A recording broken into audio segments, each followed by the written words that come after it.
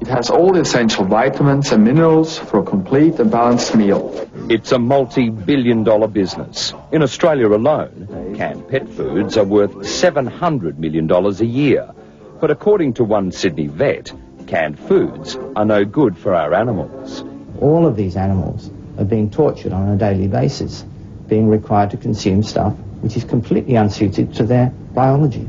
There you go. Cursory inspection, his teeth look all right. Dr. Tom Lonsdale has been a practicing vet for 25 years. He used to recommend canned foods, but not anymore. The sniff, Louise. Go on. The process of canning straight away means that you've got to heat the product and preserve it in some way, macerate it, and then jam it in the can, seal the lid.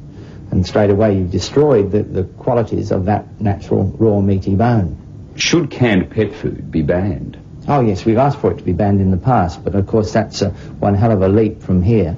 But here we go, right through there. The body's trying to get rid of what it considers to be a noxious object that's doing it immense harm, because... Tom Lonsdale claims canned pet food is the cause of periodontal disease or gum and tooth rot.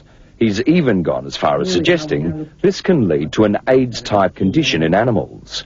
What makes you so sure that you're right?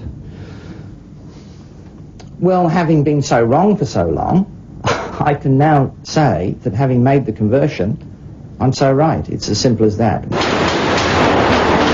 We were absolutely flabbergasted. We just couldn't see that even Tom could make that connection. And I think most people in the veterinary profession or in my area, nutrition, just were absolutely bewildered by the statement. Animal nutritionist Dr. Peter Kendall works for Uncle Ben's, one of the largest pet food manufacturers in the world. Every day, this factory in northern Victoria churns out 2 million cans of pet food. I think he's taken it to a very big extreme. He's said that prepared pet food is poisonous. It isn't poisonous. I wouldn't work here if I knew that we were doing anything wrong against the pets. And this unholy alliance, I mean, most vets actually sell our products. If the pet food giants have been trying to silence Tom Lonsdale, they've failed. Now, though, he could be gagged by one of his own. The Veterinary Surgeons Investigating Committee has confirmed that an official complaint of gross misconduct has been lodged against Lonsdale by another vet. At the very least, if he's found guilty, he'll be fined. But the worst-case scenario is deregistration. Do you fear expulsion? Not really. I can't see ultimately how they can expel me when the truth is known. Good boy. But there is anecdotal evidence that Tom Lonsdale may just be right. Ask champion breeder Leah Ryan. Have you noticed an improvement? The improvement's just unbelievable. It's probably about 5 or 6 years now that I've been using a natural diet. Since I began using the natural diet, I have never once visited a veterinarian for a medical problem for the dogs. What advice would you have for anyone who owns a pet? Oh, don't even hesitate to change your dogs to natural feeding. It's simple, it's dirt cheap, and your dogs are just 100% better. Anecdotal evidence is anecdotal evidence.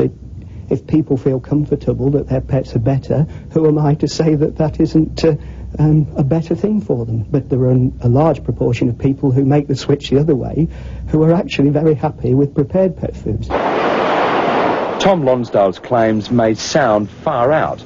He's now called for an inquiry into the relationship between the pet food giants and the vets themselves. We see the opposing forces gathering and conspiring amongst themselves.